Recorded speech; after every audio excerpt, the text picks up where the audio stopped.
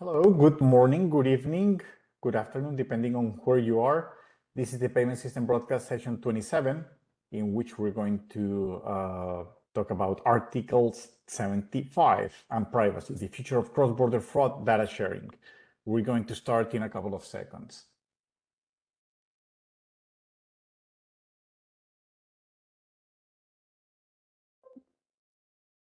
In the meantime, let me introduce the session today. So in the first 5 minutes, I'm going to do the introduction and do a little bit of housekeeping, which I'm doing right now. Then the following 45 minutes, we're going to have the main session in which we're going to have Nick Maxwell and Ian Watchthirst. And then if time allows, we're going to have 10-15 minutes of question and answers. Please submit your questions in the Q&A widget, which is called Slido, which you can find in the bottom right corner of your screen. And that's it. I think that we can start our conversation. First of all, let me introduce our broadcast guests today, which are Nick Maxwell, Head of Future of Financial Intelligence Sharing Research Program, and Ian Watchthirst, Senior Commercial Advisor at Roseman Labs. Gentlemen, thank you very much for joining us today. Thanks for having us. Thank you. Okay, so together today we're exploring Article 75, which is a legal gateway that could reshape how financial institutions collaborate to detect fraud and financial crime across borders and locally as well. And let's say that the critical or the crux of this is how do we enable meaningful data collaboration while preserving privacy, data rights, and institutional risk controls? This is the key question. And this is something that at FNA that you know that we have a lot of conversations about fraud, scams, and AML.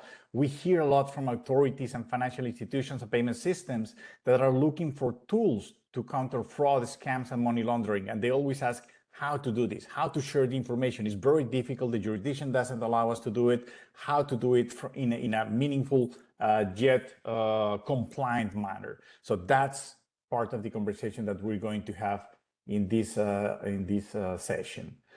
Perhaps to introduce a little bit more, it is important to refer our conversation today to what is called Regulation 2024-1624 from the European Union, which is also known as the AML regulation, or in short, AMLR. It is a recent European Union law designed to create a single unified rulebook for preventing money laundering and terrorist financing across all member states of the EU.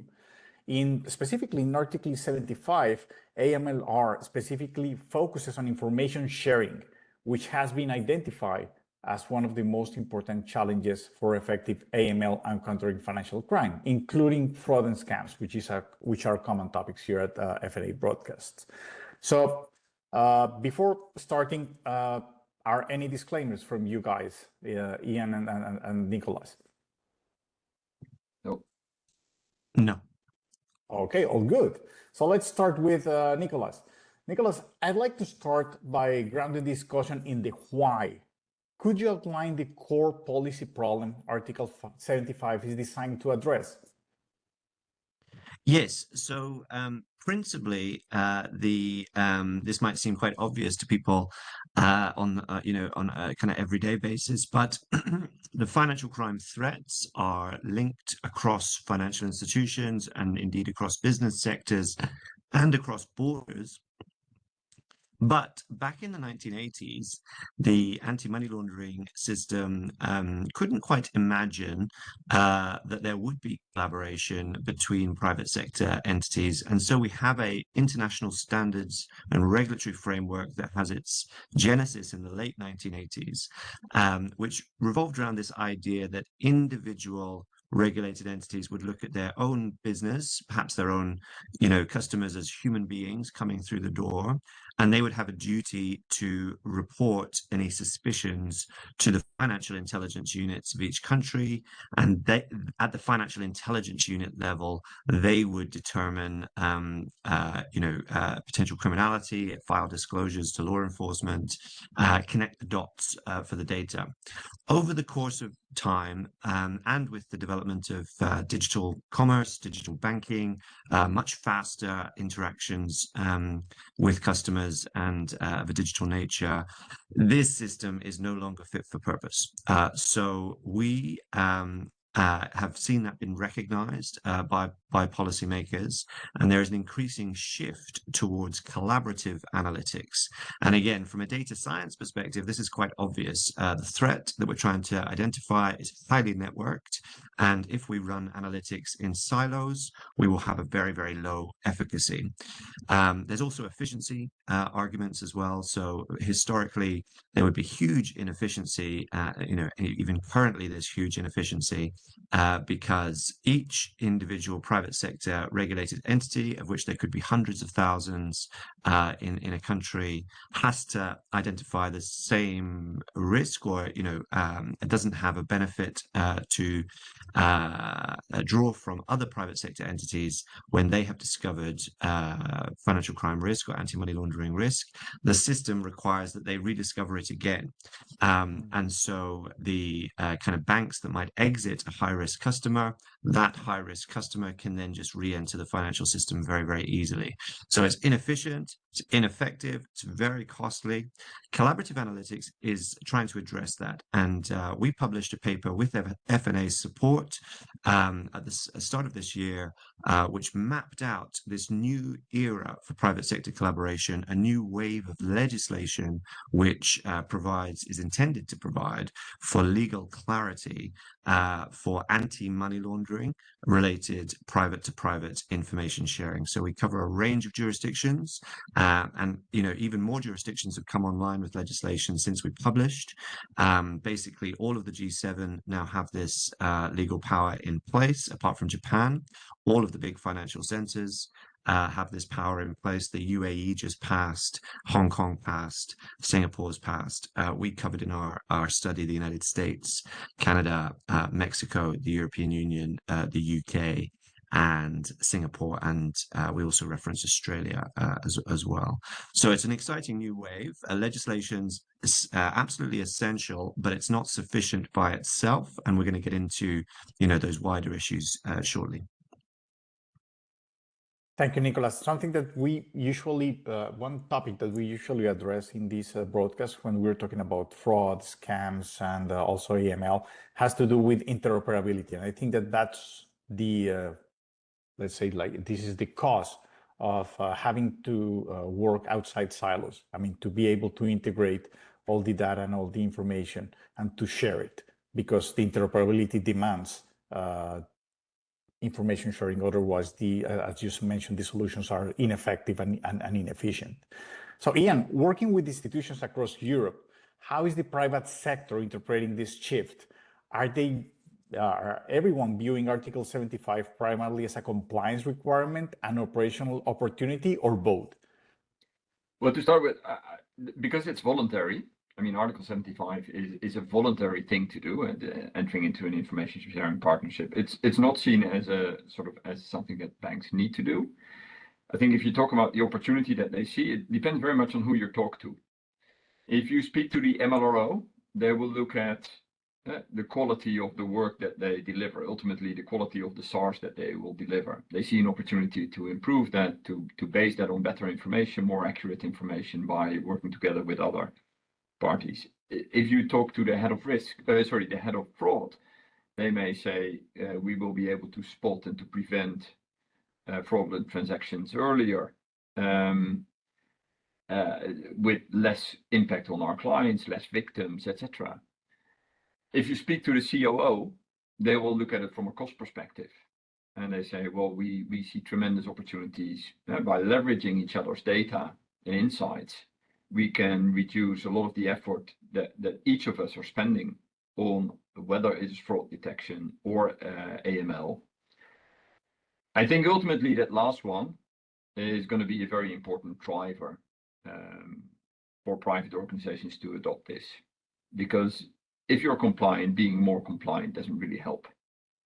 Of course, reducing victims in the fraud space, reducing operational losses from fraud is important, but ultimately also very important is just simply the operational cost of this whole system that banks now each individually need to have in place.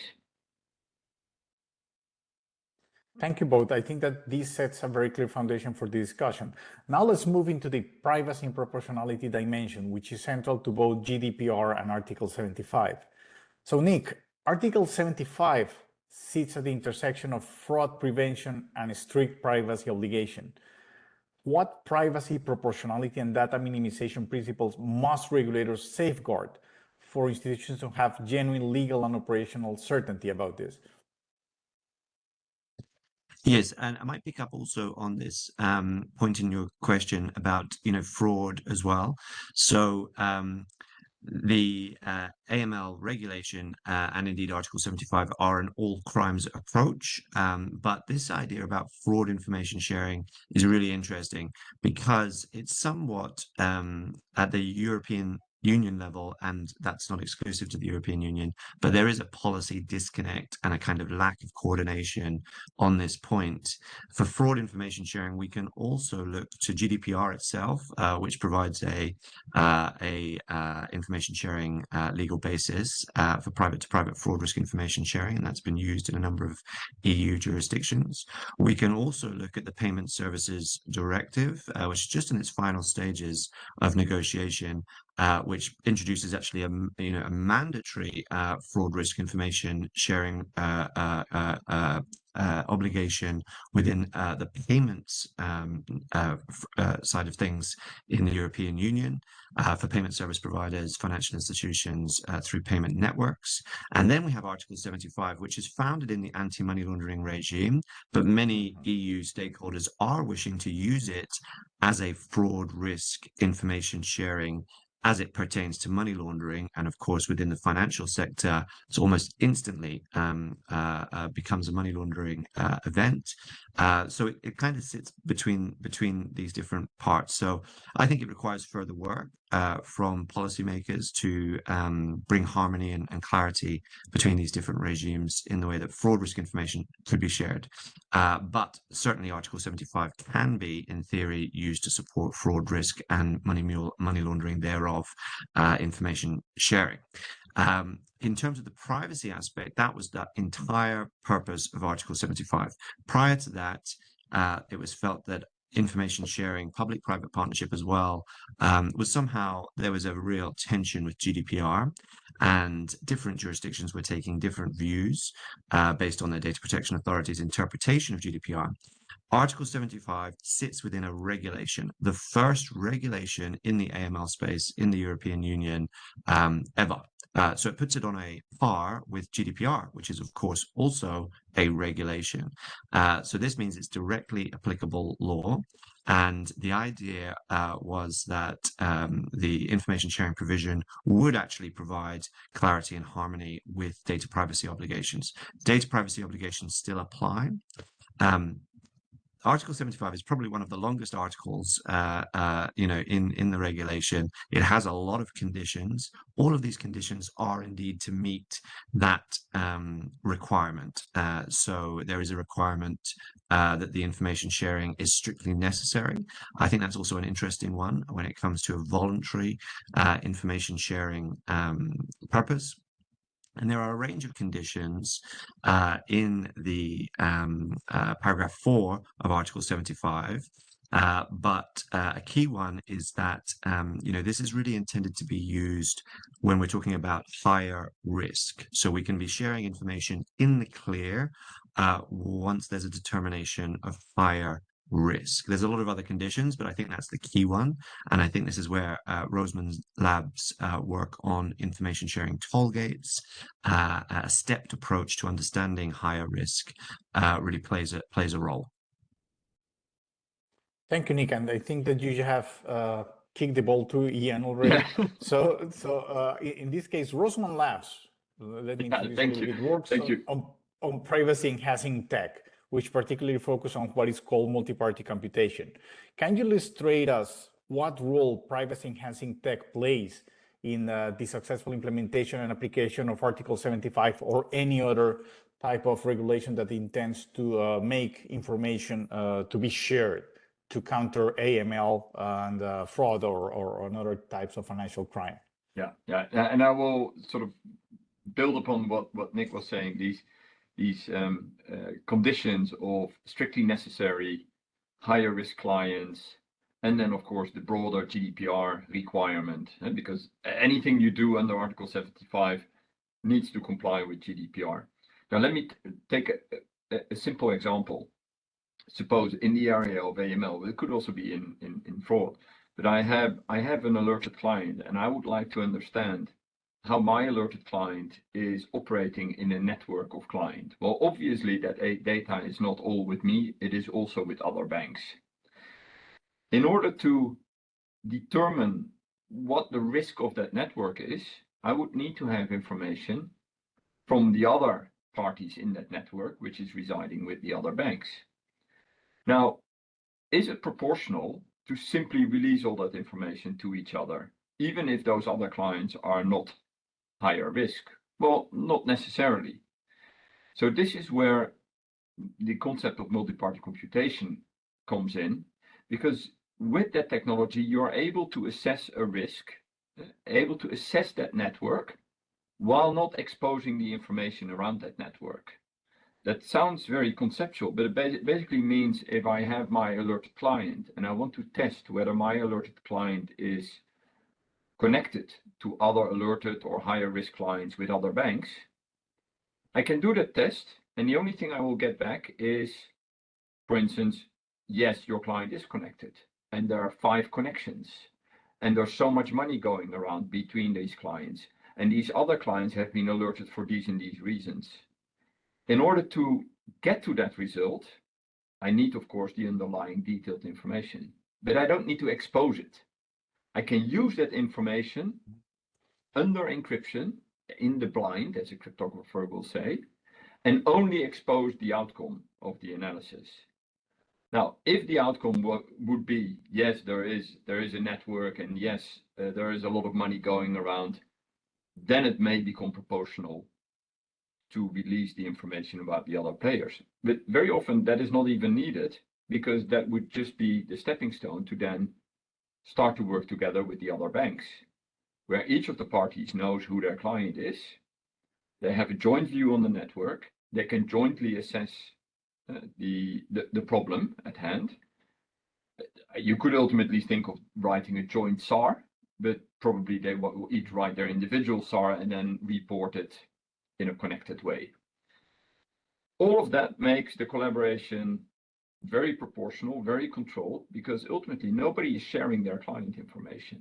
So that is, and these things like control, data minimization that you read in GDPR are then complied with in a very nice way, as well as the purpose binding, which is a very important one, because within this information sharing partnership, you would agree between you what sort of analysis can we do on the data, and then only that analysis is possible. Anything else is impossible, and the technology will enforce that. That's crazy, and I think that you started answering my next question, which was about like what is the operational workflow of multi-party computation. Anything that you want to add to give like more flavor or details about the workflow? Yeah, just shortly. I mean, it basically means each of the banks have their own data. They agree what sort of analysis they would like to do on the combined data, and the way it basically works is, on a periodic basis, that could be daily, weekly, hourly, they encrypt their data that they bring into the partnership locally. The encrypted data is combined in a distributed network of servers, and those servers we can ask questions to, run analytics. And the special thing is, while they run the analytics, they never reconstruct the original data. The data remains encrypted at all time. And only the outcome is then exposed to the relevant party that is allowed to see that specific outcome. What outcomes I can generate and to whom the result goes, that is part of the MPC setup. But the essence is the data that the bank provides is encrypted client-side and never gets exposed afterwards. Only the analysis on the data gets exposed. That's great. Nick, where does FFIS research suggest privacy-enhancing tech such as multi-party computation will have the highest impact in the near term, especially for private-to-private collaboration across borders? Yeah, so we had commissioned a study on privacy enhancing technology back in 2019, and we did an update in 2021.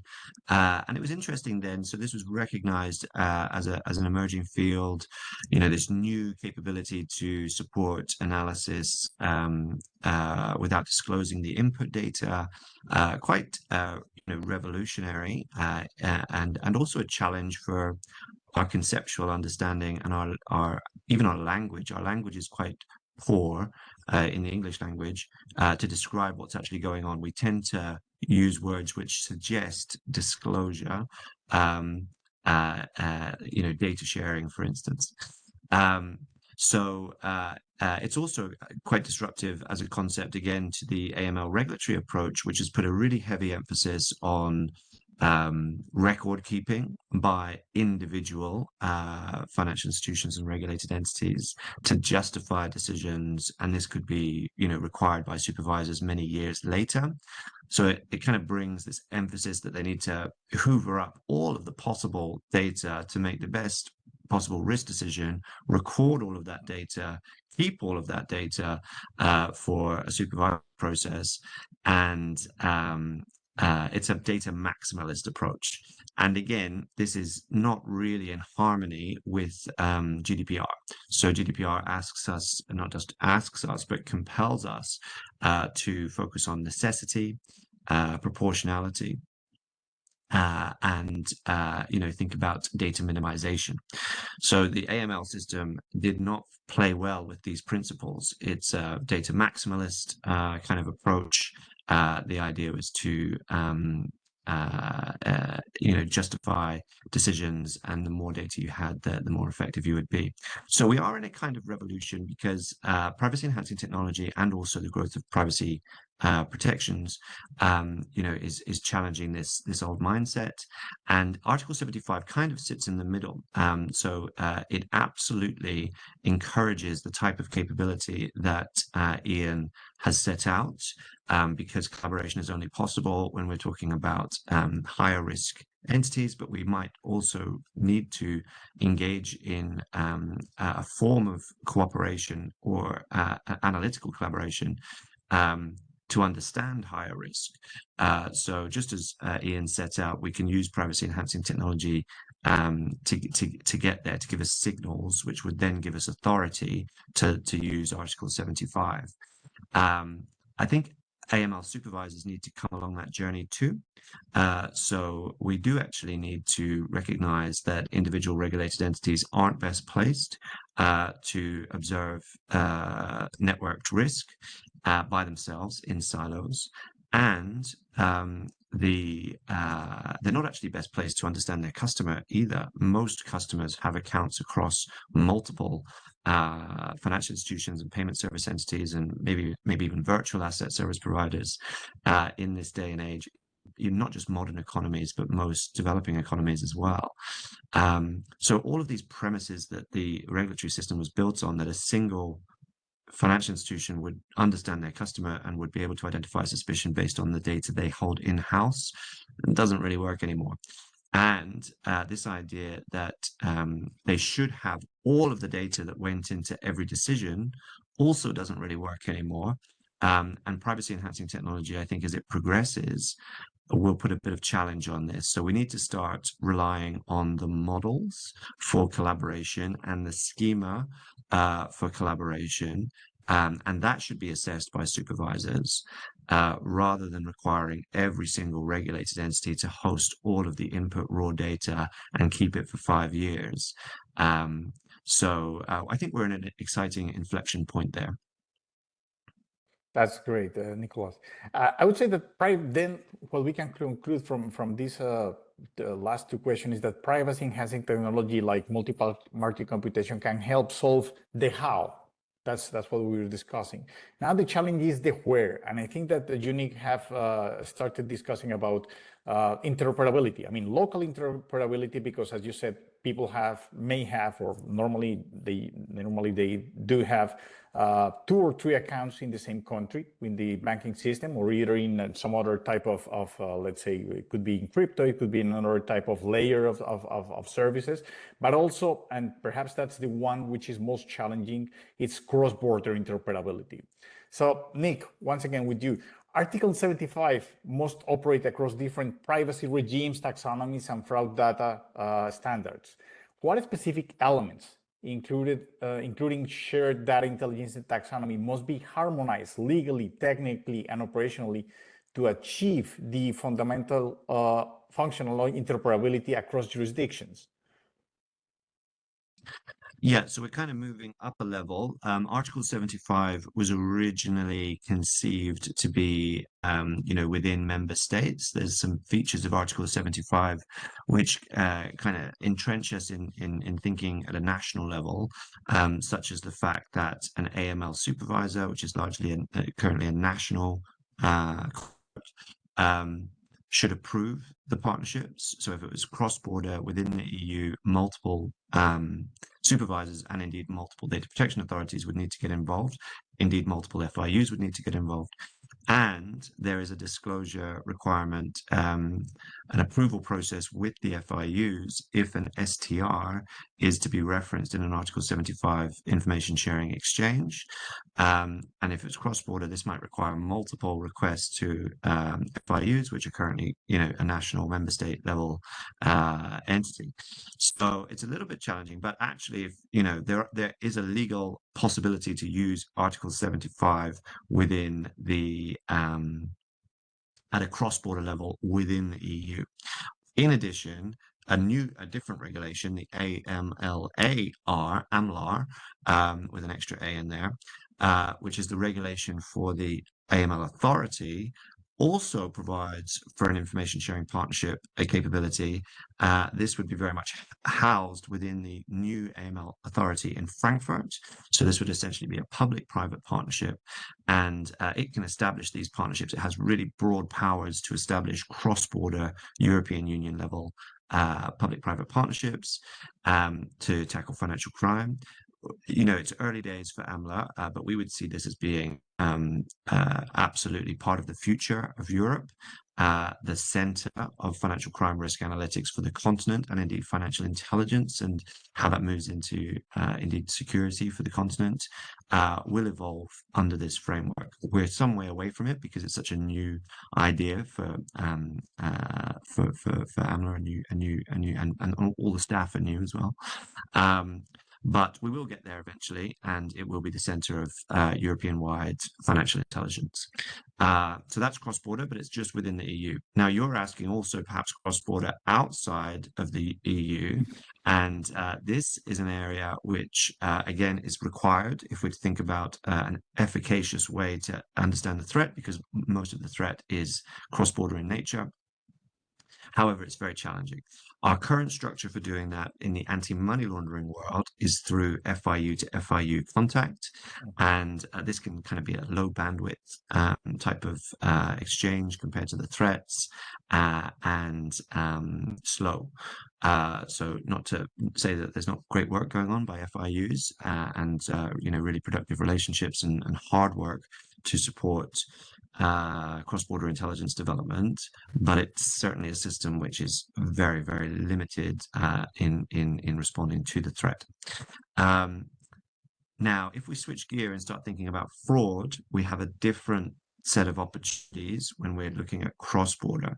So if we're looking at cross-border payments fraud, indeed, the Financial Stability Board set out very clearly that we require cross-border fraud risk information sharing in order to support the safety of cross-border commerce, especially as our settlement times, reduce to real-time cross-border exchanges, which is coming.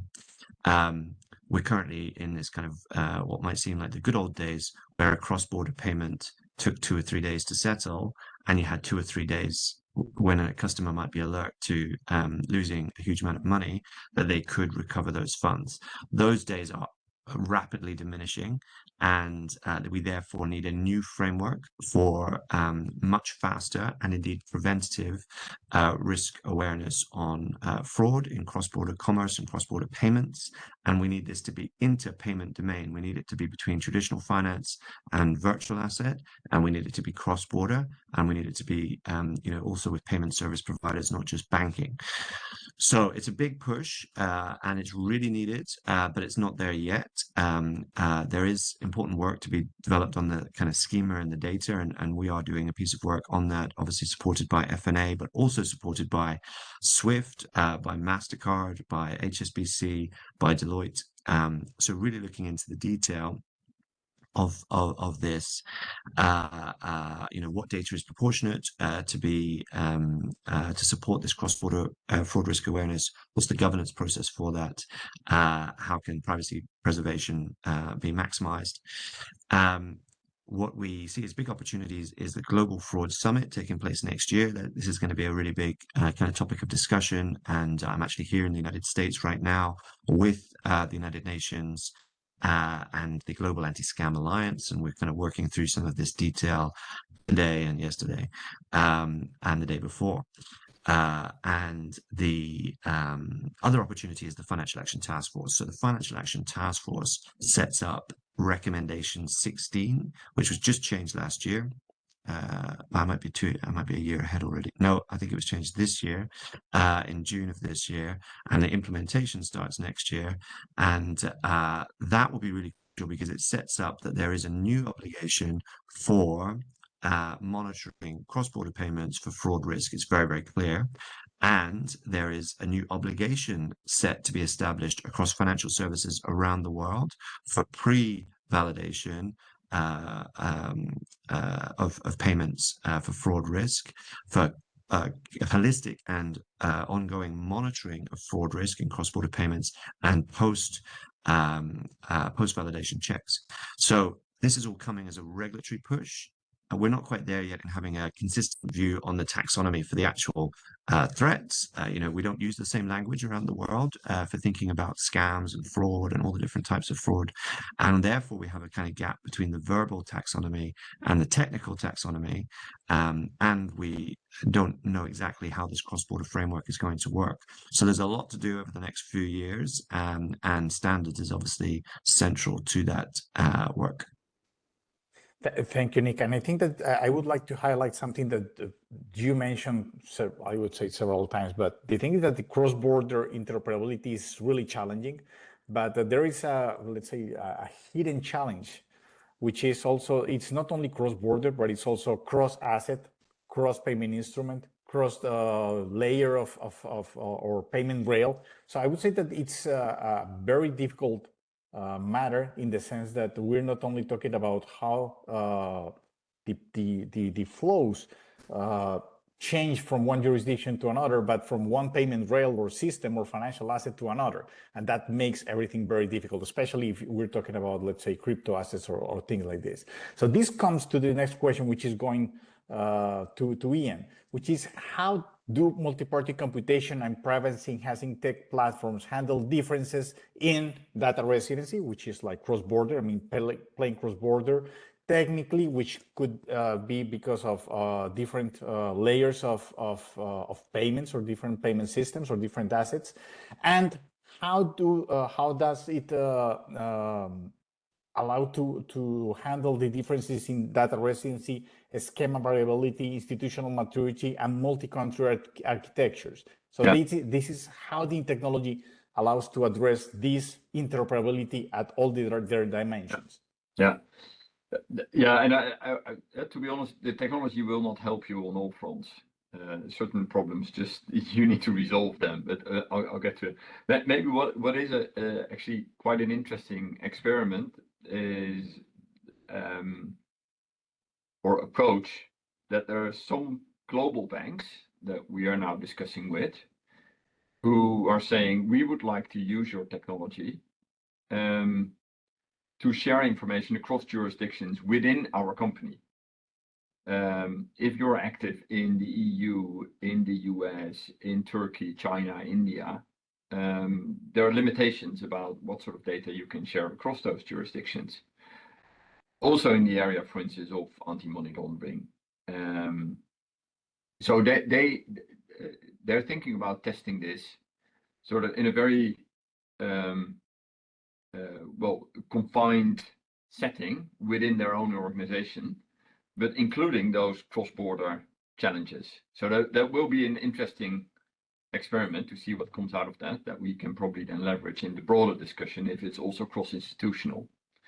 Now, having said that, coming back to your questions, I mean, the data residency topic is less of an issue because you're encrypting the data into unrecognizable pieces that are then distributed across multiple servers. The data, in fact, doesn't live anywhere. The data is broken up into pieces that are impossible to recognize. And where I put those puzzle pieces, in fact, doesn't really matter anymore. If I'm working across multiple jurisdictions, I could actually even put some of the puzzle pieces in one jurisdiction and other puzzle pieces in another jurisdiction. And each of these sets of puzzle pieces will not represent data because you will not be able to turn them into the original numbers. Even a quantum computer would not be able to do that. Then about the schemas, I think that's just a problem you need to solve. I mean, you need to be clear on, okay, what are the data definitions? What compares to what, or what maps to what? And that's just hard work. Whether you use privacy enhancing technology or not, you need to do that. And I mean, maybe one of the advantages is that you don't need to do all of that at the source. You can also ask the distributed platform to do some of that mapping for you, or that some of that conversion, such that you can, at least your input data can be in different formats, as long as we know which format and how to map them to the other formats or to the common standard.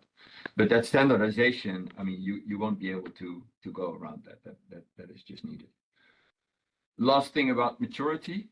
I mean, probably the biggest challenge today for the adoption of this sort of technology is the unawareness about the technology. There are simply not many organizations that have heard of privacy enhancing technology or MPC. This awareness is growing, mostly in, I would say, in the public space. We're now more and more in law enforcement, in security, intelligence agencies starting to use the technology. They start to recognize that this solves a problem. And from there, hopefully, it will trickle down also to, say, the broader space of, well, the sort of organizations that we're dealing with, that are dealing with fraud or anti-money laundering. But that's some journey to go. Thank you, Ian. And like a follow-up to your answer, how do you think that privacy-enhancing tech-enabled analytics, for instance, network analytics, Graph AI, can help uncover cross-border fraud and mule structures or AML structures, I mean money laundering structures, that no single bank could detect alone? Yeah. Well, I mean, let me give a simple example. And this is actually a use case that we're working on now with a number of banks in the area of fraud. I mean, the first step is you start to share information about fraudulent accounts. And just simply to stop payments to those accounts. I mean, that is a very common thing. But behind each of these accounts, there is a lot of information. There's a name, there's an address, a telephone number. But going even further, there's device information, device fingerprint type of information. All of that data could help you find mule accounts somewhere in the network that you hadn't detected before. Because the same organization that had set up the mule account that you have just uncovered, they might have used some of the characteristics that are behind that account, which is the PII behind that account, to set up other accounts that you haven't uncovered yet. Once you start to use that information, to uncover those other accounts, you will start to see a network, because you will also be able then to see how these accounts are connected, either through names, addresses, transactions, counterparties, whatever it is. And you will be able to start a network of this fraud activity. And then also to close down, or at least monitor more intensely, those accounts that were set up by the same organizations but have not yet been used. All of this, of course, involves the exchange of privacy sensitive information. There's a lot of PII involved in this. And if these fraudulent activities have not yet been confirmed because the accounts have not yet been used, it becomes very difficult to share this information. But this is where the privacy enhancing technology comes in, because you can do this network type of analysis without exposing the data. So you will be able to see a network, but you don't see the PII of the nodes in the network, but you have used the PII in order to establish the network. And only once you agree across certain banks that you need to report this, then it's up to the law enforcement authorities to uncover, to disclose the data to them and work on it. And this could, I mean, this could be on a local level, but this could also be on an international level. That's very interesting, Ian. Thank you. Nick, which real-world fraud or mule account detection use cases stand to gain the most from this Article 75? How would this translate into operational improvements, such as prioritization with precision, smart investigations, and higher quality suspicious activity reports? Yeah, so Article 75 doesn't direct the capability. It's very much left open to industry to form, multiple Article 75 partnerships for multiple capabilities or objectives.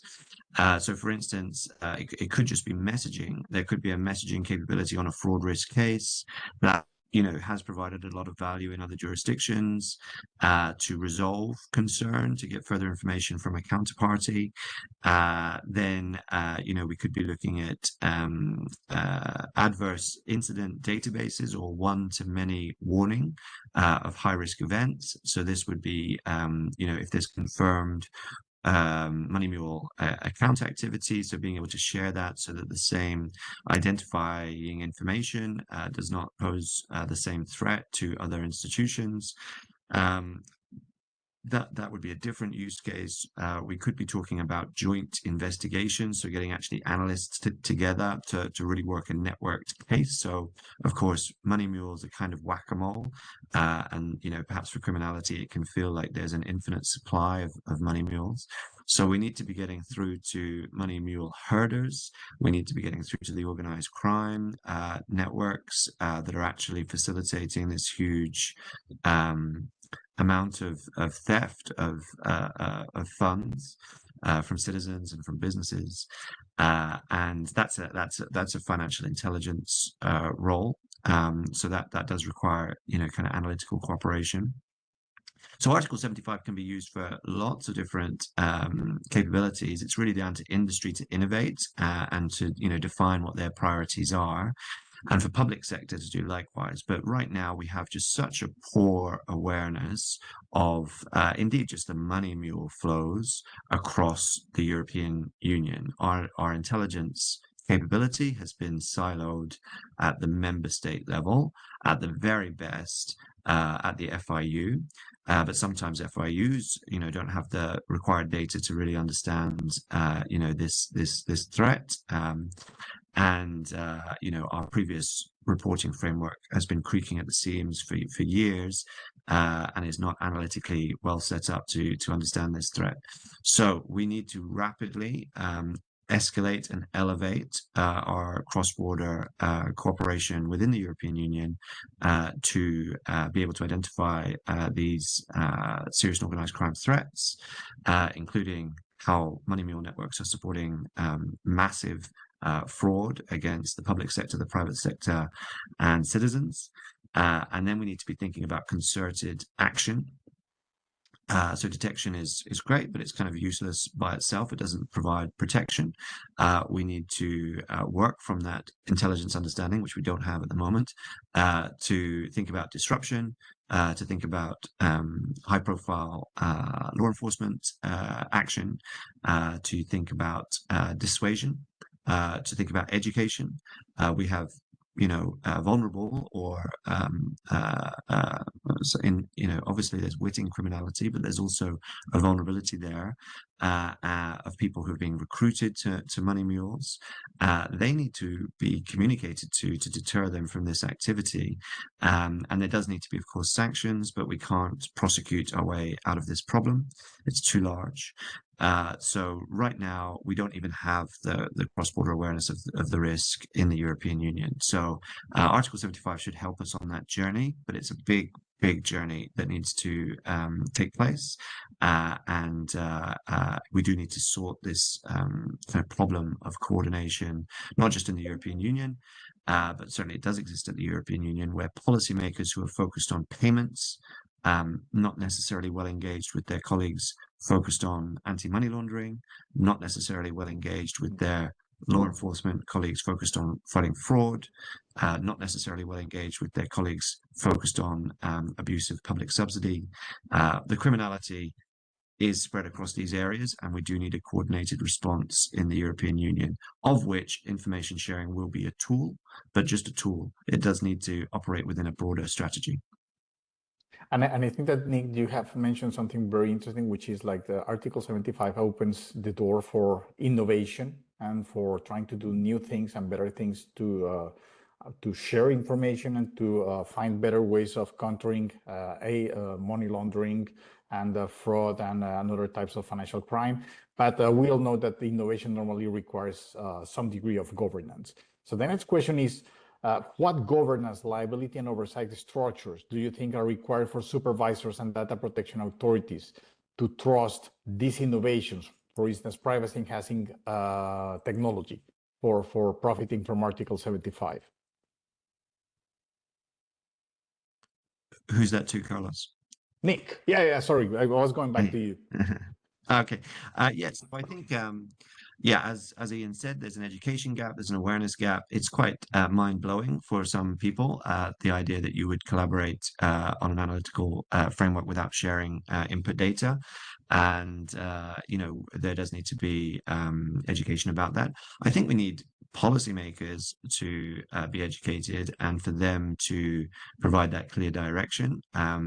GDPR allows for an understanding that the latest capabilities for encryption and data safeguarding are used, but privacy enhancing technology is kind of ahead of that understanding of where the standard is right now. But in the future, it might seem quite ridiculous how much data we disclose, which is needless. With privacy enhancing technology, we do not need to be disclosing so much incredibly sensitive data, which can support cyber attacks. It can support fraud if it's disclosed. And we are leaving ourselves open as citizens and businesses and financial services to so much risk because we're used to having to disclose data to be able to collaborate. And eventually we will consider that incredibly irresponsible. But that's currently where we are. And we have technology to address these risks, but we don't have awareness and we don't have a regulatory framework which is designed with this technology in mind, both on the AML side and the data privacy side. So taking what just Nick answered, Ian, obviously privacy enhancing tech-based systems change what is visible to whom. What safeguards emphasizing technical auditability and regulator or feedback loops are essential for regulators to trust the outputs of these systems and how they handle the information that they're receiving from, as you mentioned, from different, let's say, servers or distributed servers? Yeah, and there's two levels there that are important to understand. The first level is you need to trust that the technology is, or the software that you're buying, whether that's from Roseman Labs or someone else, but that technology, the software, is doing what it is supposed to be doing. In order to verify that, I mean, there's not like an average job to verify that. We are fortunate enough that one of our key clients is the National Cybersecurity Center of the Netherlands. And you can imagine they go through, or you will need to go through quite a few hoops before they are willing and able to use your software. So as part of that, they have done a full code audit, also on all the cryptography. Based on that, the National Intelligence Agency of the Netherlands has certified our software. So all of that provides, and any supplier of this software should have that, supplies a guarantee that the software is doing what it's supposed to be doing, specifically from a cryptographic and security point of view. So that's step one. Now, once you then start to use that software, you will need to prove as an information sharing partnership that the analysis that you're running on that software, using that software, makes sense and lead to the right conclusions and outcomes. And I would say this is part of describing your information sharing partnership. And part of that information sharing partnership will also be a data privacy impact assessment, DPIA, which will then address the data privacy side of your partnership. And that together will prove, or you will have to prove as an information sharing partnership to the regulatory entities, whether that's the DPA or the AML or whatever other entity, to prove that what you're doing is the right thing to do, but on the foundation of technology that is sound and certified and checked by other people that have knowledge about that. So that's the combination of those two things that will help you to convince the relevant parties that what you're doing is safe and in line with regulation. Thank you, Ian. We have reached the last question, and usually our last question is about the future, trying to see what is coming. Ian, from a technical perspective, how do you see multi-party computation and other privacy-enhancing tech maturing to support scalable multi-country collaboration and advanced analytics? How do you see this advancing and progressing? Yeah, I think we to some extent we are already there. I mean, we have matured the technology tremendously in the last sort of 5 years. I mean, doing the sort of computations that we're doing, we're probably talking about a factor of 25,000 faster than a couple of years ago. That's thanks to a lot of research and actually testing it in practice and doing it on real live data in production. So I think most of the use cases that we have in mind today, we can run from a technical point of view. Of course, there is a next frontier, which is around, for instance, which is mostly actually focused on unstructured data. So training models on unstructured data. What those use cases will be in this setting, I don't know yet. We probably still need to see them, because I think most of the use cases that we're addressing today are, from an analytical point of view, not too complicated. There's a topic around volumes, but actually AMLR helps us in that respect, because and GDPR, because we are not allowed to put billions of transaction data into these systems, because that's not proportional. So what we are allowed to put into these systems are those clients related or associated potentially with higher risk. Very often it's not necessary to put in all their transactions. Rather than putting in all their transactions, you put in all their counterparties, reduces the data significantly. So there's many smart ways around this to ensure that you don't need to work with tens of billions of records. And dealing with 1 billion records we can do with this technology today. So I think we are more or less there. I think what is far more interesting is more, how will the operating model evolve? So will we see collaborations emerging in different countries? And then will we then start to connect those collaborations cross-border? Or will we have one collaboration that very quickly becomes international and basically becomes like a winner takes it all. The first one, and that emerges, and that becomes basically a in Europe a pan-European initiative. And then of course we have also outside Europe. Will that initiative then connect with similar initiatives in Asia or in other regions? So how this will evolve, I think is a big question, and then also opens the question like, okay, as a bank, could I then, for instance, pick and choose with whom I want to collaborate in that bigger setting? Will I see sort of a library of other parties I can collaborate with? Can I differentiate collaboration on certain use cases with some banks and on other use cases with other banks? So how will we set all of this up from a governance, from a technical, and from a legal point of view? That's great, Ian. And something which is very interesting has to do with what you mentioned about how the multi-party computation could beat the technology. I mean, and how the technology has progressed so much in the last 5 years, and that perhaps the matter or the issue is not the technology itself.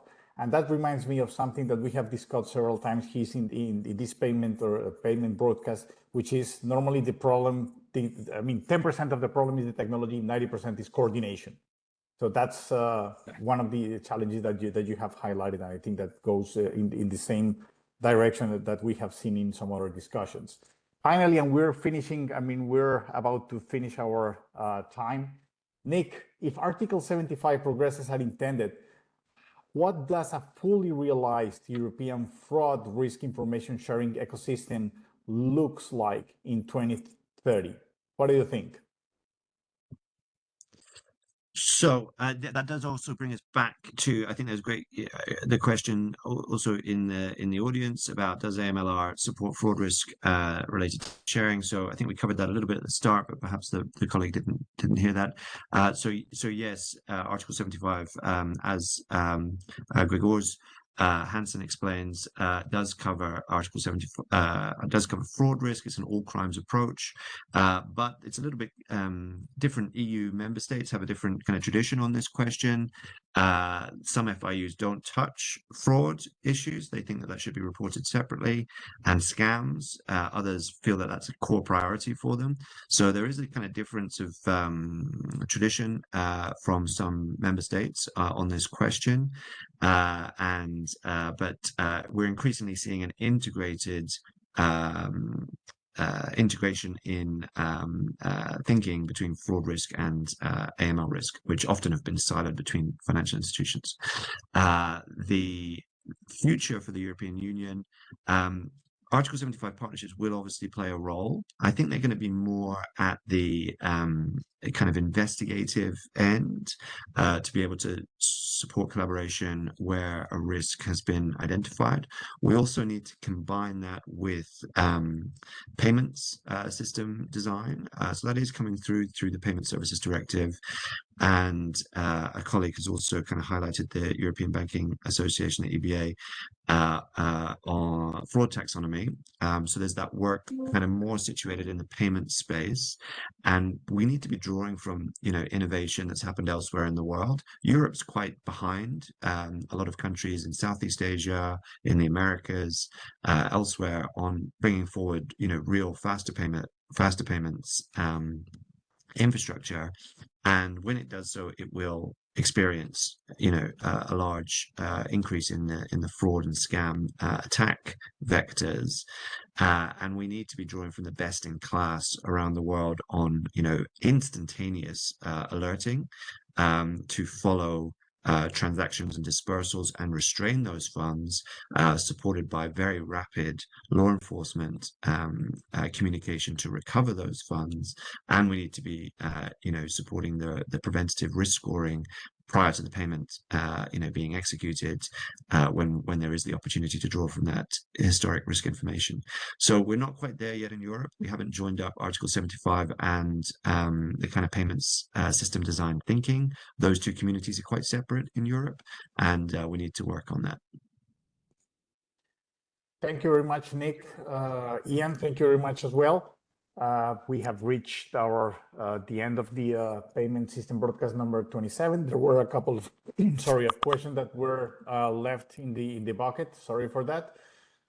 So once again, thank you, Nick. Thank you, Ian. We have the resources in the chat. I mean, for everyone who is interested, for anyone who is interested in those links to several documents that are listed here in the last slide. And this is a great opportunity to thank everyone attending here for their attendance during 2025, their interest and commitment to join us in the broadcast. And this is an opportunity to say have a very happy holidays and see you in 2026. So thank you very much once again, Ian and Nick, and see everyone next year. Thank you. Thank you. Thank you very much. Thank you, Ian. Thanks.